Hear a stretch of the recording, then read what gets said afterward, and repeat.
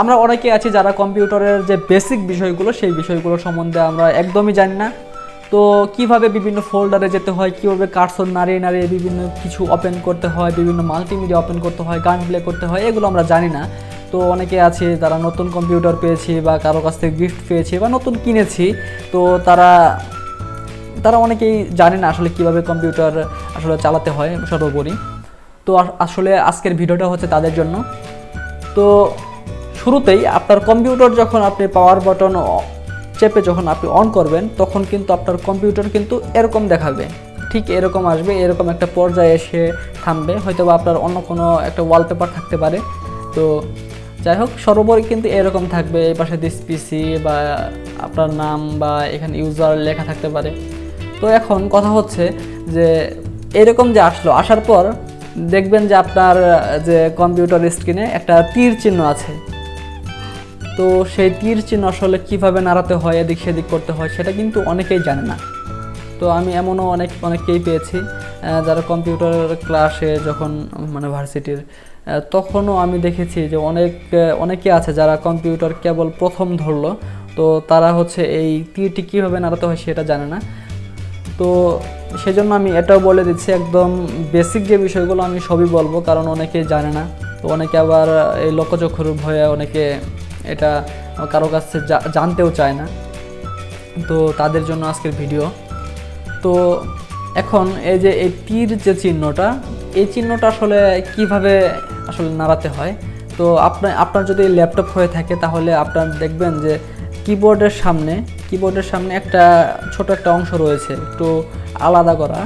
তো সেইটুকুতে আপনি যখন আপনার হাতের আঙ্গুল রেখে যখন এদিক সেদিক নাড়াতে থাকবেন, তখন দেখবেন যে ওই কার্সরটি নড়ছে। আপনি যদি বাম দিকে নেন তাহলে কার্সরটি বাম দিকে যাবে, আবার ডান দিকে নিলে ডান দিকে যাবে, উপরের দিকে নিলে উপরের দিকে যাবে, নিচের দিকে আনলে নিচের দিকে আসবে।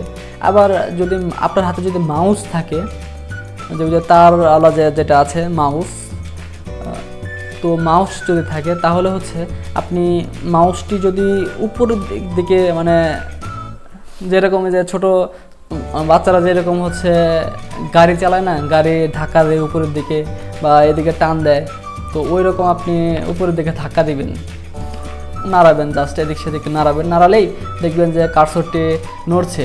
তো আপনি যদি সামনের দিকে সারফেসটি মানে নিচের দিকে রেখে যদি সামনের দিকে যদি নাড়ান তাহলে দেখবেন যে তীরটি এদিকে নড়ছে, আবার যদি নিচের দিকে আনেন তাহলে এই দিকে নড়ছে। এরকম আপনি যে কোনো দিকে নাড়াতে পারবেন।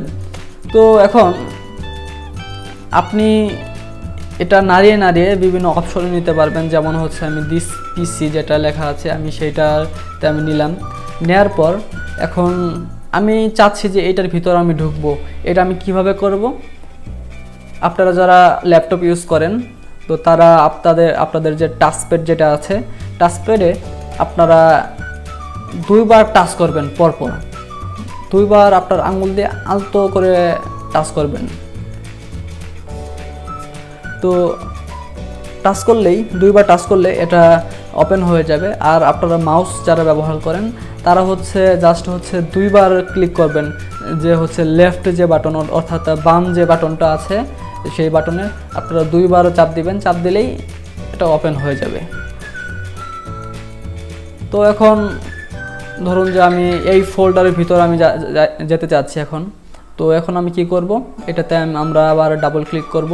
ডাবল ক্লিক কীভাবে, আমরা যদি দুইবার আমরা ল্যাপটপের টাচপ্যাডে এবং মাউসের যে লেফট বাটন অর্থাৎ বাম বাটন, সেই বাম বাটনে আমরা দুইবার আমরা প্রেস করব। তো প্রেস করলাম দুইবার প্রেস করলে কিন্তু এরকম আসবে। তো তারপর টিউটোরিয়াল ধরুন যে আমি এটার ভিতরে আমি যেতে চাচ্ছি। তো আমি যদি এরকম রেখে এই যে একবার প্রেস করলাম, আবার এরকম প্রেস করলাম, তাহলে কিন্তু এই যে অনেকের ক্ষেত্রে কিন্তু এরকম হয়ে যায়। আপনারা যদি অনেক পর যদি আপনারা যদি দুইবার ক্লিক করেন তাহলে এই যে ফোল্ডারটা এরকম হতে পারে। তো আসলে এরকম হলে আপনারা কি করবেন, মানে আপনাদের স্পিডটা আসলে আরও বাড়াতে হবে। আপনারা দুইবার খুব তাড়াতাড়ি আপনারা প্রেস করবেন, তাহলে এরকম চলে আসবে। তো আপনারা যদি তাও না পারেন, মানে আপনাদের যদি আসলে এভাবে যদি না হয়, তাহলে আপনারা কি করবেন, আপনারা মাউসের যারা মাউস ব্যবহার করেন, মাউসের যে ডান বাটনটা আছে সেই ডান বাটনে আপনারা ক্লিক করবেন। ক্লিক করলে এরকম আসবে। তারপর আপনারা কী করবেন, কার্সরটি নাড়িয়ে বা এই আপনার মাউসটি নাড়িয়ে কার্সরটি ওপেনের কাছে নিয়ে যাবেন এবং আবার বাম বাটনে আপনারা প্রেস করবেন। বাম বাটনে প্রেস করলে এটা ওপেন হয়ে যাবে। আর যারা ল্যাপটপ চালান তাদের জন্য আপনার যে হচ্ছে ল্যাপটপের যে টাচপ্যাডের দেখবেন যে হচ্ছে একদম আপনার দিকে, দেখুন আপনার দিকে যে ডান দিকের কর্নার, সেই কর্নারে আপনি প্রেস করবেন। প্রেস করলে ওপেন যেটা সেই অপশনটা আসবে। তো অনেকের এখন বর্তমানে যে নতুন নতুন ল্যাপটপ রয়েছে সেটাতে এই অপশনটা আসলে এটা প্রেস করতে হয় না। আপনি যদি আপনার 2 আঙ্গুল যদি আপনি আপনার টাচপ্যাডে যদি রাখেন তাহলেই এটা এসে যায়। তো তারপর আপনি ওপেন করবেন। মানে যদি আপনারা ডাবল ক্লিক করে ওপেন করতে না পারেন সেই ক্ষেত্রে আপনি এই সিস্টেম আপনি ব্যবহার করতে পারেন। তো এখন ধরুন যে আমি যে কোনো একটা ভিডিও আমি এখান থেকে আমি প্লে করব, যে কোনো একটা ভিডিও আমি প্লে করব। তো ধরুন যে আমি এই ভিডিওটা আমি প্লে করতে যাচ্ছি।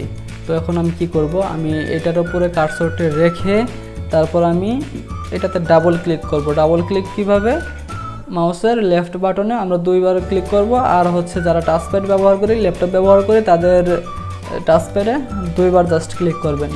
ক্লিক করলে এটা ওপেন হয়ে যাবে। তো আরেকটি বিষয় আপনাদেরকে জানিয়ে রাখি, দেখুন এই যে আমাদের যে ফোল্ডার, এই ফোল্ডারের ভিতরে যে আমরা ঢুকেছি, এরকম প্রত্যেকটা সফটওয়্যার, যে কোনো সফটওয়্যারে যখন আপনি ঢুকবেন এই যে এরকম 3টা অপশন থাকবে। তো আপনি যখন এটাতে ক্লিক করবেন, এটাতে ক্লিক করলে সফটওয়্যারটি কেটে যাবে। আবার ঢুকছি এখানে, আপনি যদি এইটাতে ক্লিক করেন, এটাতে ক্লিক করলে কি হবে, এটা একটু ছোটো হয়ে আসবে, এটা ছোট হবে। তো এটা আপনি সাইজও করতে পারবেন আবার, তো সেই বিষয়ে আমি যাচ্ছি না। তারপর আবার যদি এটাতে ক্লিক করেন এটা বড় হয়ে যাবে। তো এটাতে যদি ক্লিক করেন সফটওয়্যারটি চালুই থাকলো এবং আপনি অন্য সব কাজগুলো করতে পারবেন, সফটওয়্যারটি চালুই থাকলো। তো সেটা আবার কিভাবে আনবেন, ওই জায়গা থেকেই এটাতে যে এখানে নিচে থাকবে। তো এটা যখন একটা জিনিস চালু থাকে তখন সেটা নিচে এরকম শো করে। যেমন আমার এই ফোল্ডারটি চালু আছে, তো সেই জন্য হচ্ছে এটা এরকম দেখাচ্ছে। তো এটাতে ক্লিক করলেই আগের মতো চলে আসবে। তো ধন্যবাদ সবাইকে। আর ভিডিওটি ভালো লাগলে অবশ্যই লাইক, কমেন্ট এবং শেয়ার করবেন। আর অবশ্যই সাবস্ক্রাইব করবেন। আর পরবর্তী পার্টে দেখার জন্য রিকোয়েস্ট থাকলো। ধন্যবাদ সবাইকে।